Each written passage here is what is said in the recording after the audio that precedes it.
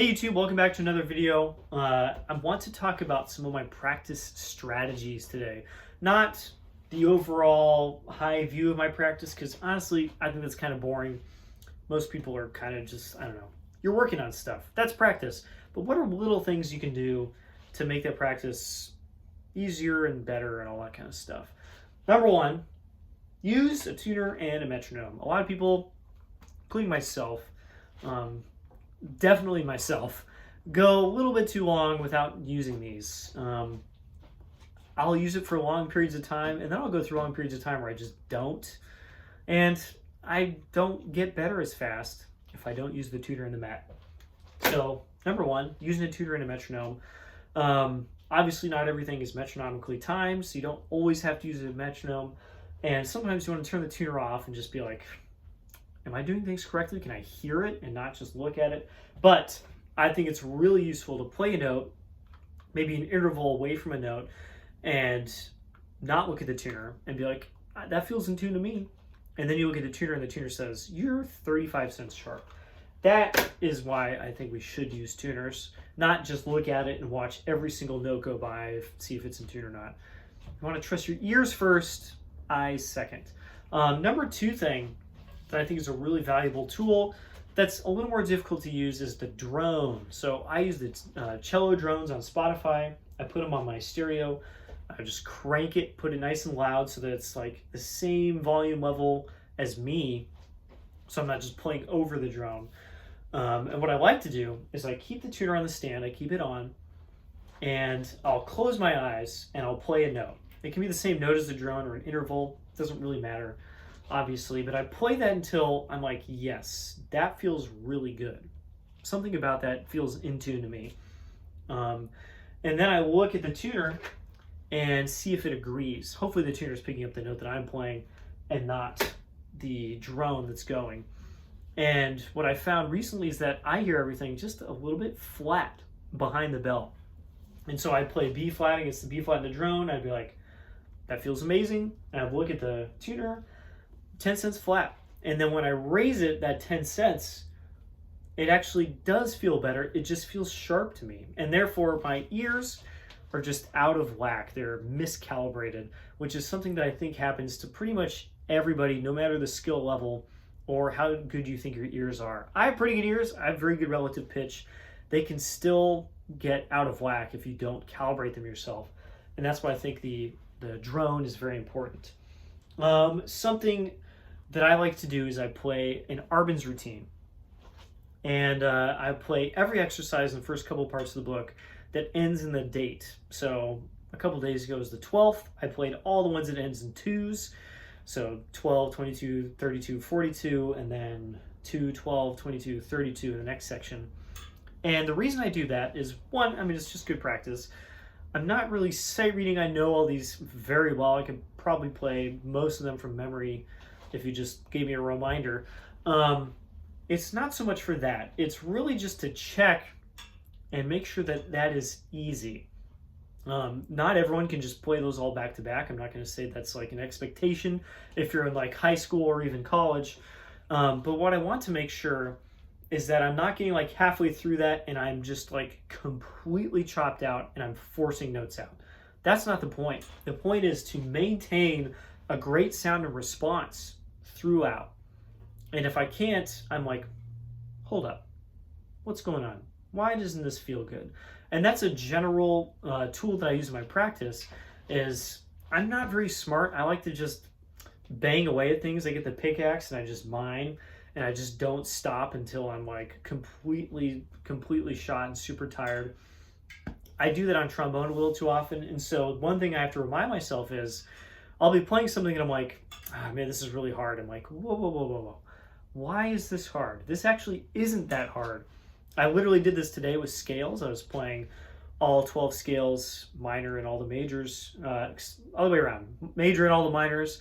And I was playing one scale and I was just like, some notes were not coming out the way that I would want them to. And I had to be like, I'm doing something wrong. These notes should be very easy. They should just pop out. And we need to use that kind of canary in the coal mine. Oh, I'm doing something wrong. Don't practice with bad habits. the whole point of practice, and what I've been doing lately, is I've found some really good embouchure things that work for me. Always use them. Don't let yourself start to drift and fall into bad habits or new bad habits, and just play things badly just to play them. That's not the point of practice. So use that canary in the coal mine. Again, it doesn't matter what you play. It could be the Bordoni I played at the beginning of this video. It could be anything, but if you find you like get something and it's just hard, stop and figure out why it's hard. Something's off in the system. That's one of the biggest tools that I can use, and I sometimes choose not to use because I'm not very smart.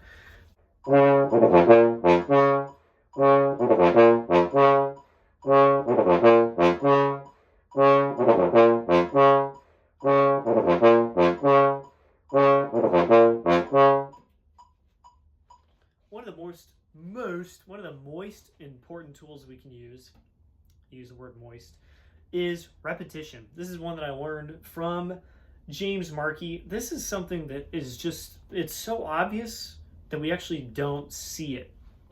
And that's just repetition. Just do a thing a bajillion times. And guess what?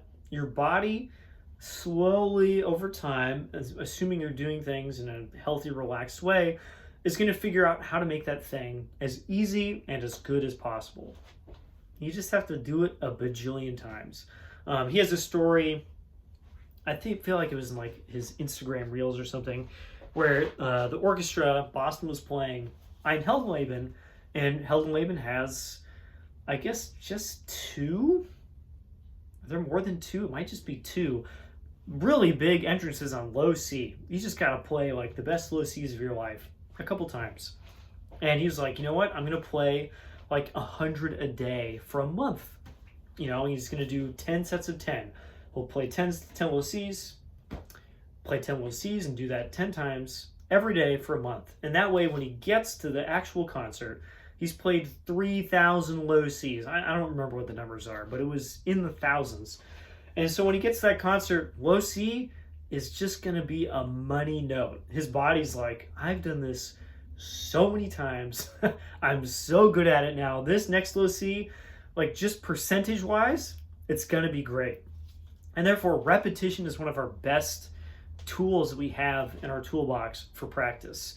Don't be afraid to play something that like you think you can play, but maybe sometimes you miss. Don't be afraid to play that a bajillion times. That little excerpt from Fountains of Rome is actually one of the things he worked on me with in a masterclass a couple of years ago, a Picorni seminar. I went up and I was like, I love this excerpt, but these 16th note runs are just inconsistent for me. And he was like, well, how many times have you played them? And I was like, you know, some. I've played this excerpt for a long time. And he's like, you just haven't played them enough. And we just stood there together and played it like 30 times in a row, both of us together at the same time. And by like the 30th time, I was like, wow, this is actually kind of easy. And I don't know why I thought it was so difficult. You just got to do it a million times. I'm playing it at maybe a little bit under tempo there. What is that, 131? Just kind of random tempo I tapped out. You can do this stuff at tempo. Maybe it's a little bit too difficult to play at tempo, but if you isolate one 16th note section, it's not going to be that difficult to play 4 16ths in a row. Digga-digga, digga-digga, digga-digga, digga-digga. And you'll find if you do that a million times, you can probably play it pretty well at tempo now, in context. So, repetition, one of those giant tools that sometimes is underutilized because you just don't want to play something a million times, but guess what? It's one of the best things that we have. So this next tool is kind of just repetition with extra parts, but sometimes you'll run into an interval that is just uncomfortable. You play it and you're like, whew, it's really hard to make happen with your face. It's never in tune, just doesn't feel good. And so for an instance, I have the Bach Cello Suite number 5, the Sarabande. We play it very often on bass trombone, and for some reason tenor trombonists have to play it. And now tubists have to play it down an octave. That's got to be difficult. There's a lot of weird intervals in this that just to the ear are like not 100% natural, even if you heard it before. And what I like to do is, you can do this with a metronome or no, probably better with metronome, but for now without, is just play each interval. And for now I'm going to do it glissed or natural slurred, doesn't really matter. I'm just going to play each interval a bunch of times to get them really in the ear and in the face. So I'll start at the beginning.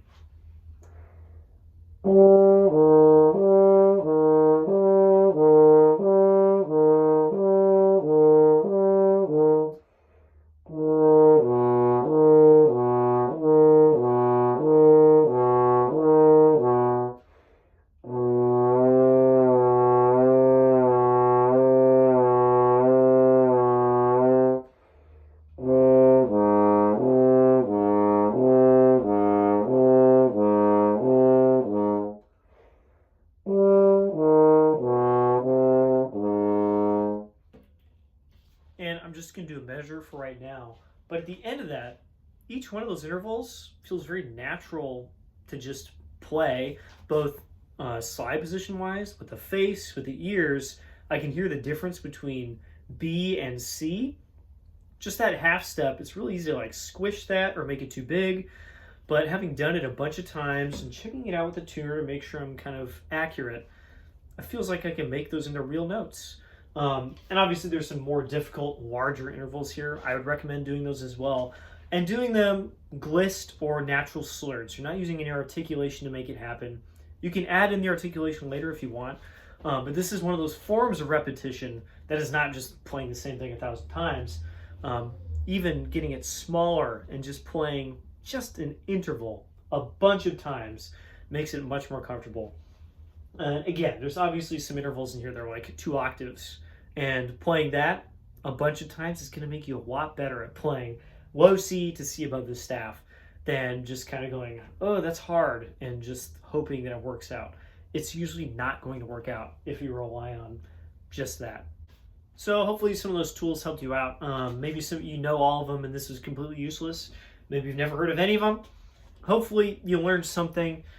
I obviously have a bunch of other stuff, but I don't want to make like a 40-minute video today. I'm just talking about these little things that really help me get better at stuff much faster than just trying to play the whole thing all the way through a bunch of times and hope for the best. It is helpful to break things down and play things a gajillion times. That's all I got time for now. Bye-bye.